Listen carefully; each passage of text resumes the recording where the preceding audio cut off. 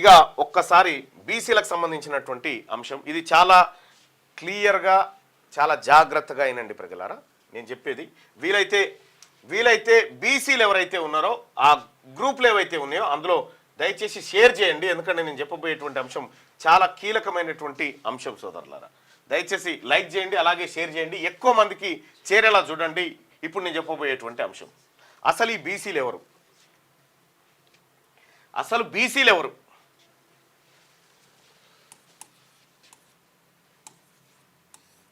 బీసీలు ఎవరు అంటే దాదాపు 2000 సంవత్సరాల క్రితం 2000 సంవత్సరాల క్రితం శాతవాహనుల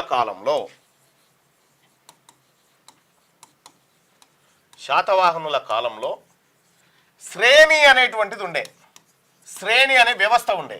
ఈ శ్రేణిలో దాదాపుగా 18 కుల వృత్తులు ఉండేటి. 18 కుల వృత్తులు: సాకలి, మంగలి, వడ్రంగి, హలియాల్, కుమ్మరి, కమ్మరి, అట్లా హలియాల్ అంటే వ్యవసాయదారులు, కుమ్మరి, కమ్మరి, ఇట్లా 18 కుల వృత్తులు గ్రామ వ్యవస్థలో ఉన్నాయి. గ్రామీణ వ్యవస్థలో శ్రేణి అనేటువంటిది ఉంటే 18 ఉండే. అయితే ఇది ఎక్కడి వరకు ఉంది? ఇది ఎక్కడి వరకు ఉందంటే విష్ణు కుండిలి కాలం దాకా ఉంది. ఓకే, శాతవాహనుల నుంచి విష్ణు కుండిల వరకు, ఇక్కడ విష్ణు కుండిల వరకు ఉంది.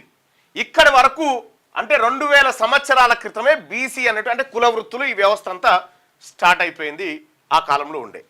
ఆ తర్వాత వీళ్ళ శకం పోయింది. వీళ్ళ శకం పోయిన తర్వాత కాకతీయులు వచ్చారు.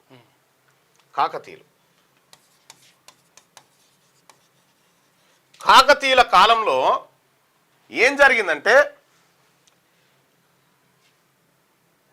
కరణం రెడ్డి ఇందులో వీటిపైన పెత్తనానికి వచ్చినాయి. వీటిపైన పెత్తనానికి వచ్చినటువంటి కరణం రెడ్డిలు వీళ్ళు కాకతీయుల కాలంలో ఎంటర్ అయ్యారు. కాకతీయుల కాలంలో ఎంటర్ అయిపోయి ఇందులో కరణం రెడ్డి వీళ్ళ కింద 12 కుల వృత్తులను పెట్టారు. 12 కుల వృత్తులు పెడితే వీళ్ళు చేసే పని ఏంటంటే పన్నులు శిస్తులు వసూలు. పన్నులు శిస్తులు వసూలు చేసి వీళ్ళు అయ్యంగారు వ్యవస్థ అంటారు దాన్ని. అయ్యంగారు వ్యవస్థ అని చెప్పని అన్నారు. ఈ అయ్యంగారు వ్యవస్థలో మొదటిసారిగా కరణం రెడ్డి ఎంటర్ అయ్యింది ఇక్కడ. ఎప్పుడు? ఇది కాకతీయుల కాలం, 1000 సంవత్సరాల క్రితం. మనం 2000 సంవత్సరాల క్రితం బీసీలది ఎంటర్ అయితే 1000 సంవత్సరాల నుంచి 1200 సంవత్సరాల వరకు కరణం రెడ్డి వ్యవస్థ ఎంటర్ అయింది. కరణం రెడ్డి వ్యవస్థ చేతుల్లోనే ఈ శిస్తు వసూలు కార్యక్రమాలు ఉండేటి. సింపుల్గా చెప్తున్నా, ఈ వ్యవస్థ వచ్చింది. ఈ వ్యవస్థ వచ్చిన తర్వాత ఏమైంది? ఈ పన్నులు కథా కార్ఖానా అయిపోయింది. వీళ్ళు గ్రామీణ స్థాయిలో ఉన్నారు. క్రమేణా వీళ్ళ చేతుల్లోకి ఆర్థిక వ్యవహారాలను వచ్చేసరికి ఆర్థికంగా బలపడి ఏం చేశారంటే రెడ్డి వెలమ రాజ్యాలు వచ్చేసినాయి. రెడ్డి వెలమలు రాజ్యాలను స్థాపించారు. రాజ్యాలను స్థాపించిన తర్వాత కుతుబ్షాహీలు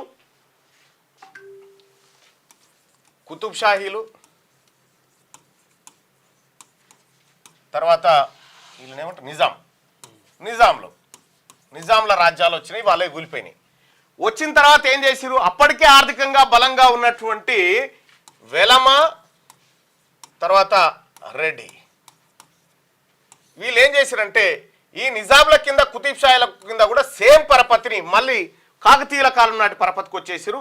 మళ్ళీ శిస్తు వసూలు కార్యక్రమాలు, దీంట్లో జమీందారీ వ్యవస్థ వచ్చేసింది. జమీందారీ దగ్గరనే ఇక భూములు గీములు అన్నీ ఉంటాయి.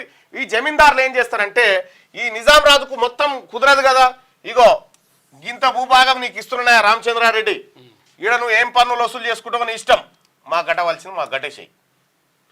ఈయన ఇక ఈ ఊర్లన్నీ ఈయననే చూసుకునేది. ఈ 50 ఊర్లు 60 ఊర్లు 70 ఊర్లు ఇట్లా 1000 ఎకరాల భూములు జమీందారుల దగ్గరకు వచ్చింది.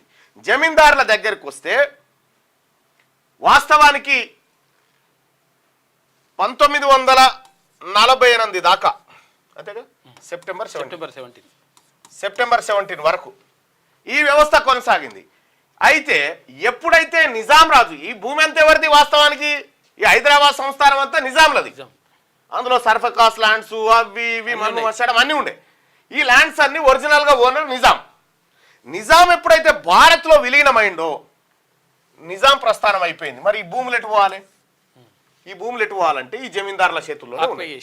ఈ జమీందారుల చేతుల్లోనే వాస్తవానికి ఈ జమీందారులు ఈ భూములకు ఓనర్లు కాదు, ఓనర్ నిజాం. కానీ ఈ జమీందారుల చేతుల్లోకి పోయినాయి.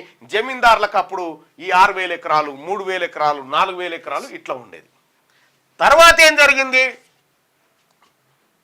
తర్వాత తెలంగాణ సాయుధ రైతాంగ పోరాటం జరిగింది. పోరాటము ఆ తర్వాత ఈ వ్యవహారం అంతా జరిగింది. ఇక్కడ నిజాం కాలం నుంచి కొనసాగుతున్నటువంటి జమీందారుల దగ్గర చేతుల్లోకి భూమి ఉంది కదా. ఇందులో అప్పుడు మనకి ఇచ్చినటువంటి మంగళోల మాన్యము, గొల్లోల మాన్యము, ఈ మాన్యాలను ఎక్కడి అంటే నిజాం ఇచ్చిన మాన్యాలు అవన్నీ వీళ్ళు ఇచ్చినాయి కాదు. ఏమైంది? వీళ్ళ చేతుల్లోకి ఎక్కడ వెలమారెడ్డిల చేతుల్లోకి ఈ వ్యవస్థ భూ వ్యవస్థ అంతా వాళ్ళ పరిపాలనలోకి వచ్చింది. బీసీల దగ్గర 5 నుంచి భూ పంపిణీ కేవలం 5 నుంచి 10 ఎకరాల లోపే జరిగింది. మొత్తం భూములకు వాళ్ళే ఓనర్లు అయిపోయారు నిజాం దగ్గర నుంచి నేరుగా. ఎందుకంటే రికార్డులు వాళ్ళ దగ్గర ఉన్నాయి కాబట్టి వాళ్ళు ఇష్టం ఉన్నట్టు రాసుకున్నారు. ఇక్కడ జరిగినటువంటి మహా ఉద్యమం ఏంటంటే మనకు ఉమ్మడి ఆంధ్రప్రదేశ్ ఏర్పడ్డది 56లో.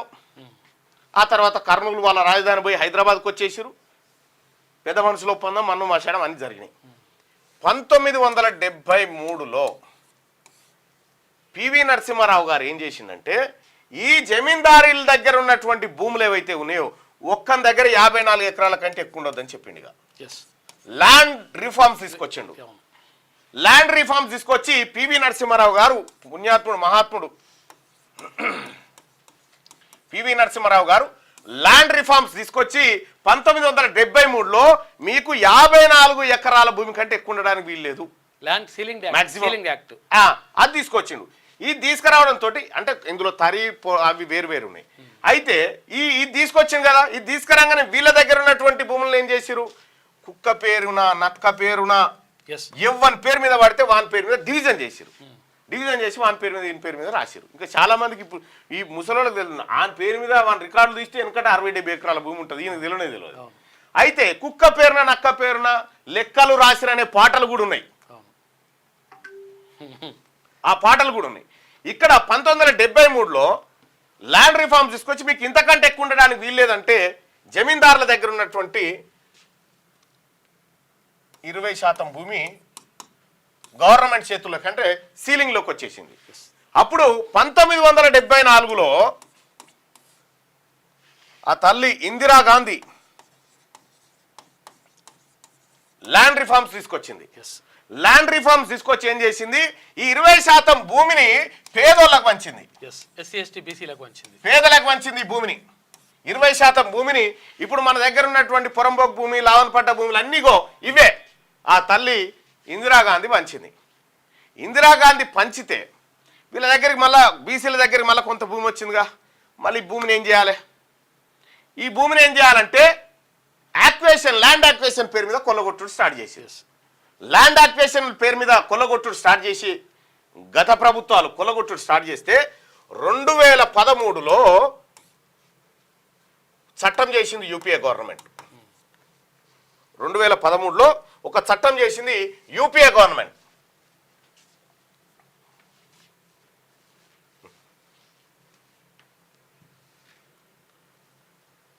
ఇగో ఇదే ఆ చట్టం. 2013లో తల్లి సోనియా గాంధీ ఇగో ఈ చట్టం తీసుకొని వచ్చింది. 27 సెప్టెంబర్ 2013లో పేదోడి దగ్గర భూములు గుంజుకుంటే ఏం చేయాలని చెప్పిందంటే 2013 యాక్ట్ ప్రకారం కాంపెన్సేషన్ ఇవ్వాలని చెప్పింది. దీంట్లో భూమి గుంజుకుంటే మళ్ళీ భూమి ఇవ్వాలని చెప్పింది. భూమికి భూమి లేదంటే సమాన విలువ, మార్కెట్ విలువ కంటే 4 రెట్లు ఎక్కువ. మార్కెట్ విలువ కంటే కొన్ని చోట్ల డబుల్ అనుకో, డబుల్. ఇట్లా ఇక్కడ బీసీ వర్గాల చేతుల్లో ఏది ప్రాజెక్టులు అవి ఇవన్నీ ల్యాండ్ యాక్విజిషన్ అని బెటర్గా అంటే బీసీల దగ్గర నుంచి మళ్ళా భూములు గుంజుకోవడానికి ల్యాండ్ యాక్విజిషన్ అనే యాక్ట్ తీసుకొచ్చారు అన్నట్టు. తీసుకొస్తే ఈ బీసీల భూములు కాపాడడానికి యూపీఏ గవర్నమెంట్ సోనియా గాంధీ ఆమె నేతృత్వంలో ఈ 2013 యాక్ట్ తీసుకొస్తే ఈ 13 యాక్టు ఇల్లు పోతే ఇల్లు R&Rలో ఉద్యోగాలు ఒక్క కథ కాదు. ఇక్కడ నష్టపోకుండా ఆమె 2013 యాక్ట్ తీసుకొస్తే 2015లో నరేంద్ర మోడీ గారు మళ్ళీ ఏం చేశారంటే ఆర్డినెన్స్ తీసుకొచ్చి మళ్ళా భూదోపిడికి షురువు చేశారు. ఇక్కడ బీసీలారా మీ చేతులకు భూమి రాకుండా ఎన్ని రకాల కుట్రలు చేసిరో చూడండి. జరిగినటువంటి ద్రోహం ఎప్పుడు నేను శాతవాహనుల కాలం నుంచి ఈ శేతాన్ల కాలం దాకా తీసుకొచ్చి చెప్తా ఉన్నా. ఇగో ఇట్లా ఈ రకమైనటువంటి దోపిడీ జరిగింది. మీకు ఒక విషయం తెలుసా? కేసీఆర్ ఇంకో పని చేసి 1850 వరకు కుల వృత్తులు ఊర్ల పొంటి కుల వృత్తులు కలకల్లాడినాయి.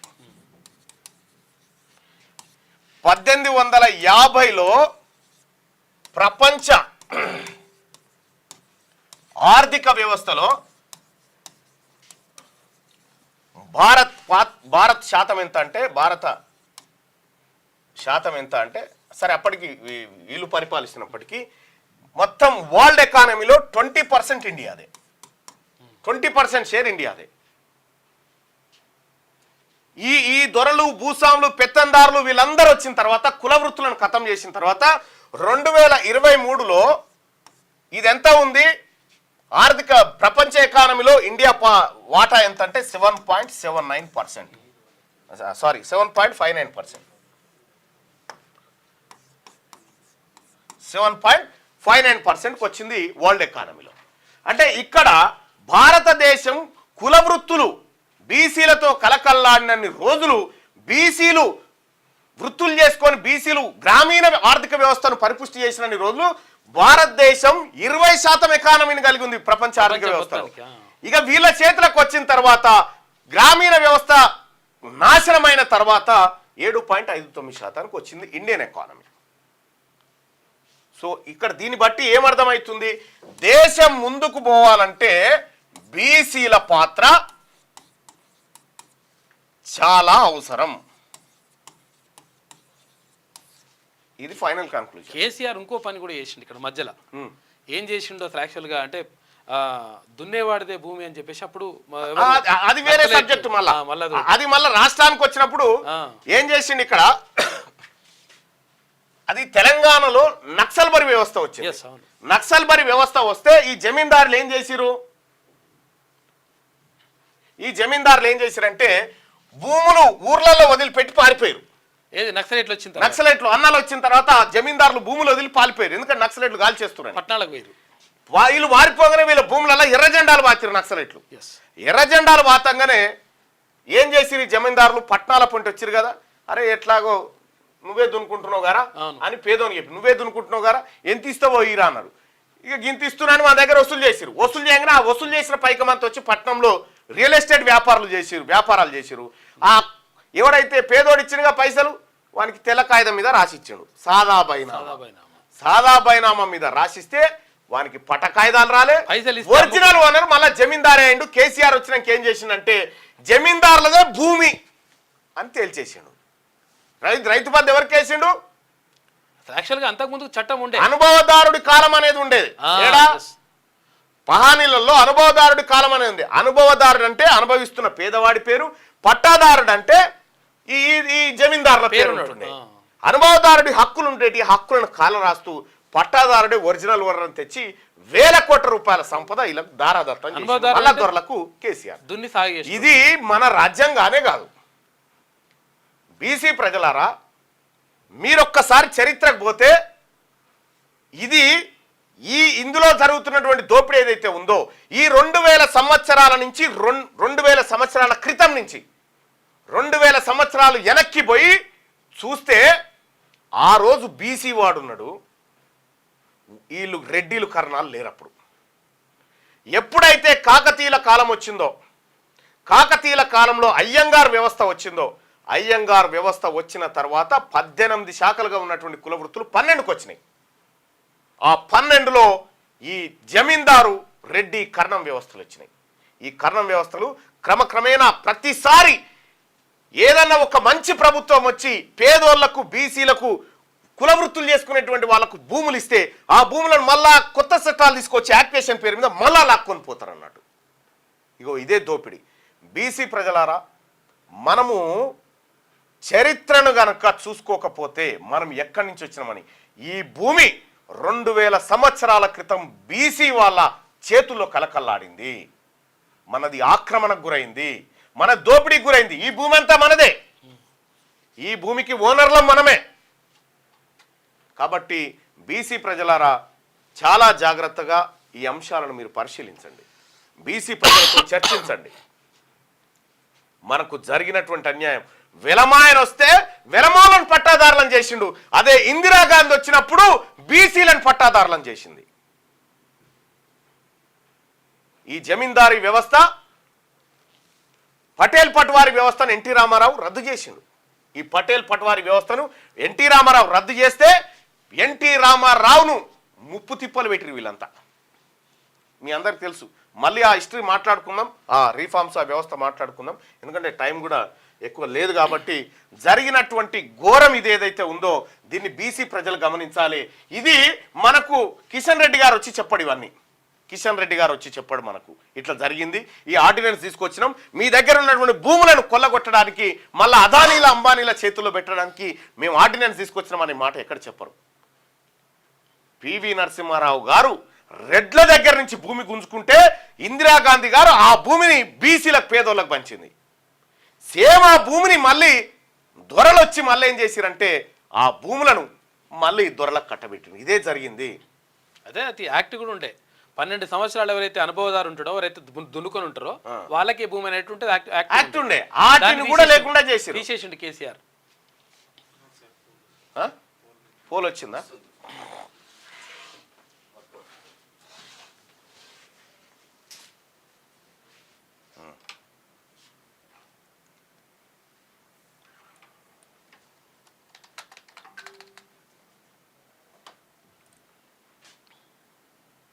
ఈ ఇద్దరులో తప్పే. ఓకే, కేటీఆర్, సురేఖ. రైట్, ఇది జరిగినటువంటి చరిత్ర.